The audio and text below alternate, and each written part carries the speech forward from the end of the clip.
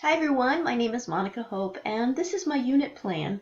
It's called Androgyny and Media Literacy, and it's called Androgyny because it is specific to adult learners. Androgyny is a learning theory, and it is around the four assumptions about the characteristics of adult learners. And that is the same and different from the assumptions that are made around child learners, which is pedagogy. So this is a unit plan with 3 courses that the intent is to be used for adult learners in a community college setting. And it's to be inserted into another course. Maybe it's sociology, maybe it's psychology, could be English, but it's really an introductory course to kind of lay the foundation and level set the principles of both digital and media literacy. So people who are going to a community college are particularly in seeking to get an undergraduate degree are really probably there because they're looking to get higher or better paying jobs.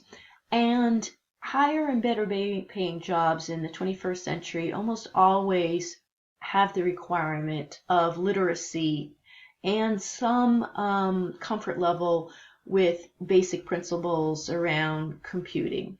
And so what this course does is lay the foundation really for those principles in terms of how to analyze and evaluate, in addition to become more comfortable with some of the different vehicles of this time.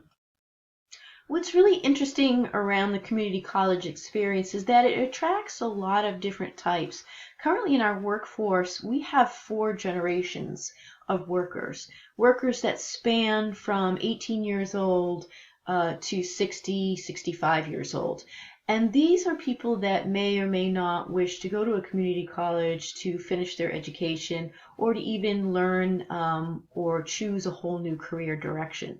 So since some of those generational differences could be for people who are 30, 40, 50, and so on, they are coming from an age where computer skills were not as prolific. It was not a part of their lives. And so they may have a comfort level that's less than, say, what would be considered a digital native of today's generation of 18 to 25. So really what this particular course is in terms of introducing is to help really set that understanding around messaging and the messages that bombard us in terms of how to evaluate them, how to analyze them, how to authenticate them. So in a work environment, you're not only having the ability to understand what's required in terms of a skill set around computing, but also having the ability to collaborate with colleagues and partners and superiors, and being able to represent online in a way that reflects that you have the ability to be competitive. So this first lesson really begins around discussing how media constructs our culture. And each of the learners will share how they currently receive family and world information, how they used to receive it and how they receive it now. And then it will turn into more of a highly, collaborative experience as cultural differences are discussed in terms of, how to authenticate that information. How do you know that it's true? This will really go into the 5 different concepts of media and digital literacy, which you can see here on the screen. And it will continue on through the 3rd, 4th, and 5th topic that takes the learners through the various components of being media literate and doing it in a group kind of discussion, facilitated discussion. So each learner not only is learning the concepts, but they're hearing it back from various and diverse aspects, which is the overlying theme of the whole lesson, and that is specific to diversity. and specific that everybody interprets messaging differently. And that's something that needs to be considered when you are crafting a message that you're going to be sharing online. For a homework assignment, they have two prerequisites, one of which is to use Twitter, and they need to either respond to a classmate or post an initial message, but some in the class may or may not have ever used Twitter. And then there are some who will have been using it fairly regularly and have a comfort level set. So it's an important way to kind of integrate the two in terms of those who are more comfortable helping those who may not, and just start getting or introducing the topic of communication outside of traditional means. It also helps people understand the brevity of online in terms of how to get your message or response and keep it to 140 characters. In terms of the other prerequisite, based on the 5 concepts that were discussed in class for this lesson, each learner needs to go and find one example of a media piece that really reflected something that not just was identified as important to them during the class, but really impacted them emotionally. And they need to bring that piece to the next class because it will play a pivotal role to the objective. The last prerequisite for the next class will be to go to Diigo, which is an online repository, which is a wonderful resource for students to park documents and presentations and all types of articles. And it also is an online sharing collaborative tool, so they can share with each other pieces, media pieces that were important to them, and stay in contact in terms of building really what will be their first networking group. The next class will be on the language of persuasion, and the media pieces that were particularly impactful that they were asked to bring will be used really as the artifacts for discussion. How were they emotionally impacted, and what tools were used to get them to have that types of response? The students will have received a handout that will help them take a look at some of the persuasion techniques that advertisements use. This is a great handout that was created by the Media Literacy Project organization, and it helps start identifying how many different types of ways that we take for granted when we have a media piece come to us and we find ourselves emotionally impacted or invoked by it. The class will go through a period of exercises that are around deconstructing these media messages, and it will be specific to the materials that they brought. Those deconstruction questions will be asking what the tools were, what part of the story was not told, and who paid for it, whose message was this. So it will start introducing hopefully a tendency to look at messaging that's coming in from the various levels and be a lot more critical in terms of validating its authenticity. The third lesson in this course is the E module. And here we see the entry page where the student would be instructed to go here and first join the course.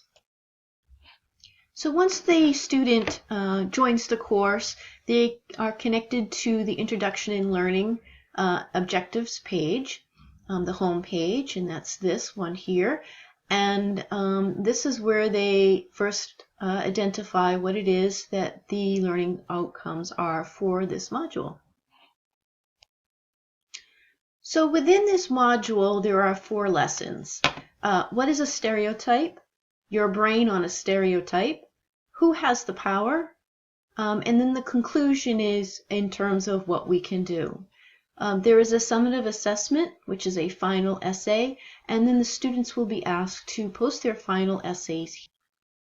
So the first lesson identifies what is a stereotype. And the reason this is important is media is the portrayer of messages around stereotypes, bias, good and negative messages. So we're looking here at how the media portrays or perpetuates stereotypes. We are here looking at some images that show us specifically what a stereotype is. We go into a 6-minute video, which was very entertaining in terms of some of the areas of stereotypes. I'll give you a quick We've all heard it before. Well, it's a stereotype because it's true. But actually, stereotypes aren't true. Your brain is actually tricking you. I trusted you, brain.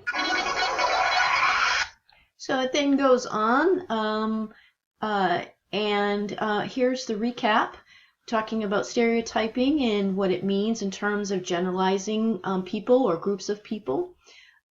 Examples in terms of how it logs itself into your unconscious, specifically in childhood, and how that particular value or belief system manifests itself later in terms of decisions you make, and that's when it's called a bias. And then lastly, how those people who are in the groups that are stereotyped identify themselves, and unfortunately how that belief system which they have internalized affects them from a performance perspective, both just in life and academically. So it's a quick video that elaborates a little bit more on that as well. So the next lesson goes on to repeat basically how media and media messaging actually affects our brains and changes our brains. But the simple act of active questioning or thinking critically about what you're viewing stops the actual biological change to your brain. And what is really fascinating was to find this video clip that will demonstrate that every time you learn something, you can see here, a neural pathway is being formed. And so if you are learning or viewing something that you are absorbing, you are actually connecting or creating a neural pathway that is now in your head. So later on, when you go to have a reaction, it's on automatic. So for example, if you're learning to drive a car, when you first start to learn how to drive a car, you're making these pathways in your brain. But later on, once those pathways are made, you no longer have to think, oh, this is where I put the key, or this is how I drive in traffic. You're on automatic. And so what the theory is saying is that when you're watching something that is a stereotype, if you stop and say, now, is that really true? What it actually does is change that neural pathway or reroutes it, or as this video calls it, prunes it. So it redirects that from you going into a passive experience of building that neural pathway around a stereotype to an active experience of building that pathway. So in our third lesson, it's called Who Has the Power? And it identifies how media institutions have really gotten into a monopoly. So in 1983, there were 50, and in 2011, there were 6. And in those 6, unfortunately, there's quite a bit of gender inequity. So we can see here in Walt Disney, there's a board of 13 people, and only 4 of them are women. A board of 17 people, and only 4 of them are women, and so on. And so we can kind of get the idea from, in terms of who holds the power, who holds the influence, and how much it is not a diverse perspective, which of course feeds the aspect of how stereotypes happen. Here we're looking at stereotypes around women. There are lots of different types of stereotypes. So lastly, this is the conclusion in terms of what we can do. There are a lot of different types of things that are within these lessons that I'm not showing you. I'm just trying to kind of get through. So it really does conclude to what we've learned from this lesson in terms of starting with our own awareness and why, making sure that we understand who created the messages and how we can protect ourselves from actually being biologically impacted by those messages and the persuasion techniques that are used within them.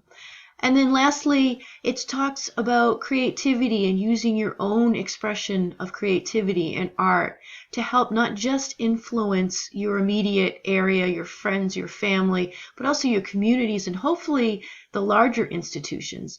This is a really wonderful video, a TEDx video of a man who now uses his artistic expression to make an impact in terms of stereotyping that he's actually experienced. So here we are at the end, both of the module and this video presentation, and I want to thank you very much for hanging in there.